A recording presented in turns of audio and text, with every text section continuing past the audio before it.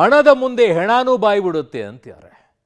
ಎಂಥವರ ನಿಯತ್ತು ಕೂಡ ಈ ಹಣದ ಮುಂದೆ ಹಾಳಾಗಿ ಹೋಗ್ಬಿಡುತ್ತೆ ಅಂತಿದ್ದಾರೆ. ಆ ಕ್ಷಣಕ್ಕೆ ಬೇಕಿದ್ರೆ ಅವರು ಬೃಹನ್ ನಾಟಕವನ್ನು ಮಾಡಬಹುದು.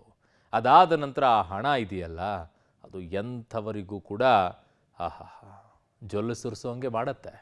ಈ 2 ಕೋಟಿಯ ಕಥೆಯನ್ನು ಇವತ್ತು ಹೇಳಬೇಕು. ಬೆಂಗಳೂರಿನಲ್ಲಿ ನಡೆದಿರೋದು ಬೃಹನ್ ನಾಟಕವನ್ನು ಮಾಡಿ 2 ಕೋಟಿಯ ದರೋಡೆ ಮಾಡಿರುವಂಥ ಪ್ರಕರಣ. ಹೌದಾ? ಫಿಲ್ಮ್ ಸ್ಟೈಲ್ನಲ್ಲಿದೆ ನೋಡಿ ಸ್ಟೋರಿಯನ್ನು.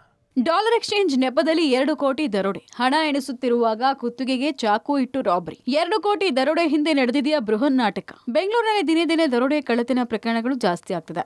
ಇದೀಗ ಬೆಂಗಳೂರನ್ನೇ ಬೆಚ್ಚಿ ಬೀಳಿಸುವ ಹಾಡಹಗಲೇ ರಾಬರಿ ಆಗಿದೆ. ಹಾಡಹಗಲೇ 2 ಕೋಟಿ ರೂಪಾಯಿ ರಾಬರಿ ಆದ ಸ್ಟೋರಿ ಇದು. ಇಂಜಿನಿಯರ್ ಒಬ್ರು ಜರ್ಮನಿಯಿಂದ ಮಷೀನ್ ತರಿಸೋಕೆ ಅಂತ ರೂಪಾಯಿಯನ್ನ ಡಾಲರ್ಗೆ ಎಕ್ಸ್ಚೇಂಜ್ ಮಾಡಿಸೋಕೆ ತಯಾರಿಯಲ್ಲಿದ್ರು. ಇದೇ ತಿಂಗಳ 25ರ ಮಧ್ಯಾಹ್ನ 3 ಗಂಟೆ ಟೈಮಲ್ಲಿ ಅವರ 2 ಕೋಟಿ ಎಗರಿಸಿ ಪರಾರಿಯಾಗಿರೋ ಘಟನೆ ವಿದ್ಯಾರಣ್ಯಪುರ ಠಾಣಾ ವ್ಯಾಪ್ತಿಯ ಎಂಎಸ್ ಪಾಳ್ಯದಲ್ಲಿ ನಡೆದಿದೆ. ಕೆಂಗೇರಿಯ ಶ್ರೀಹರ್ಷ ಕೋಲ್ಡ್ ಪ್ರೆಸ್ಡ್ ಆಯಿಲ್ ಉದ್ಯಮ ಆರಂಭಿಸುವ ಸಲುವಾಗಿ ಸ್ನೇಹಿತರ ಬಳಿ 2 ಕೋಟಿ ರೂಪಾಯಿ ಹಣ ಹೊಂದಿಸಿಕೊಂಡು ಜರ್ಮನಿಯಿಂದ ಮಷೀನ್ ತರಿಸುವ ಪ್ಲಾನ್ ನಲ್ಲಿದ್ರು.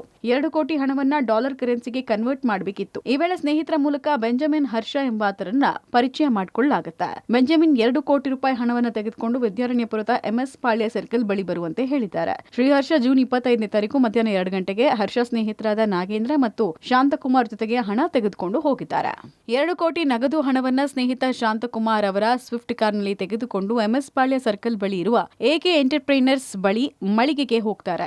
2 ಕೋಟಿ ಹಣವನ್ನ ಬೆಂಜಮಿನ್ ಮತ್ತು ಅವರ ಜೊತೆಯಲ್ಲಿದ್ದ ಇನ್ನಿಬ್ಬರು ವ್ಯಕ್ತಿಗಳು ತೆಗೆದುಕೊಂಡು ಹಣ ಎಣಿಕೆ ಮಾಡುವ ಯಂತ್ರದ ಸಹಾಯದಿಂದ ಹಣ ಎಣಿಸಿರ್ತಾರೆ. ನಗದು ಹಣವನ್ನ ಎಣಿಕೆ ಮಾಡುವಾಗ ಸಂಜೆ 4:30 ಸಮಯದಲ್ಲಿ ಏಕಾಏಕಿ 6 ರಿಂದ 7 ಜನರ ಗುಂಪೊಂದು ಎಂಟ್ರಿ ಕೊಡುತ್ತೆ. ಒಳಗ್ ನುಗ್ಗಿದ್ದ ತಡ ಅವರನ್ನ ಬೆದರಿಸಿ ಹರ್ಷ ಕುತ್ತಿಗೆಗೆ ಚಾಕು ಇಟ್ಟು 2 ಕೋಟಿ ನಗದು ಹಣ ಮತ್ತು 4 ಮೊಬೈಲ್ಗಳನ್ನ ಕಿತ್ತು ಪರಾರಿಯಾಗಿದೆ. ಹಣ ಎಣಿಸೋಕೆ ಬಂದವರು ಕೂಡ ಎಸ್ಕೇಪ್. ಹಣ ಲಪಟಾಯಿಸುವ ಉದ್ದೇಶದಿಂದಲೇ ಪ್ಲಾನ್. ಇನ್ನು ಎಕೆ ಎಂಟರ್ಪ್ರೈಸಸ್ ಕಚೇರಿಯಿಂದ ಹೊರಬರ್ತಾ ಇದ್ದ ಹಾಗೆ ಬೆಂಜಮಿನ್ ಮತ್ತು ಆತನ ಸ್ನೇಹಿತರು ಕೂಡ ಓಡ್ ಹೋಗಿದ್ದಾರೆ. ಅನುಮಾನಗೊಂಡ ಹರ್ಷ ವಿದ್ಯಾರಣ್ಯಪುರ ಪೊಲೀಸರಿಗೆ ದೂರು ಕೊಟ್ಟಿದ್ದಾರೆ. ವಿಚಾರಣೆ ಆರಂಭಿಸಿದ ಪೊಲೀಸರು ಬೆಂಜಮಿನ್ ಹಾಗೂ ಆತನ ಇಬ್ಬರು ಸ್ನೇಹಿತರಿಗೆ ಡ್ರಿಲ್ ಮಾಡ್ತಿದ್ದಾರೆ. ಪೊಲೀಸರಿಗೆ ಮೇಲ್ನೋಟಕ್ಕೆ ಹರ್ಷ ತನ್ನ ಗ್ಯಾಂಗ್ ಜೊತೆ ಸೇರಿ 2 ಕೋಟಿ ಹಣ ಲಪಟಾಯಿಸುವ ಉದ್ದೇಶದಿಂದ ಪ್ಲಾನ್ ಮಾಡಿರುವ ಶಂಕೆ ಇದೆ. ಅಲ್ಲದೆ ಹರ್ಷನಿಗೆ ಹಣ ಕಲೆಕ್ಟ್ ಆದ ರೀತಿ ಬಗ್ಗೆ ಕೂಡ ತನಿಖೆ ನಡೆಸಲಾಗ್ತಾ ಇದೆ. ಸಿಸಿಟಿವಿ ಡಿವಿಆರ್ ವಶಕ್ಕೆ ಪಡೆದು ಹಣ ಎತ್ಕೊಂಡು ಪರಾರಿಯಾಗಿರೋ ಗ್ಯಾಂಗ್ನ ಹುಡುಕಾಟ ನಡೆಸುವ ಕೆಲಸವನ್ನ ವಿದ್ಯಾರಣ್ಯಪುರ ಪೊಲೀಸರು ಮಾಡ್ತಿದ್ದಾರೆ.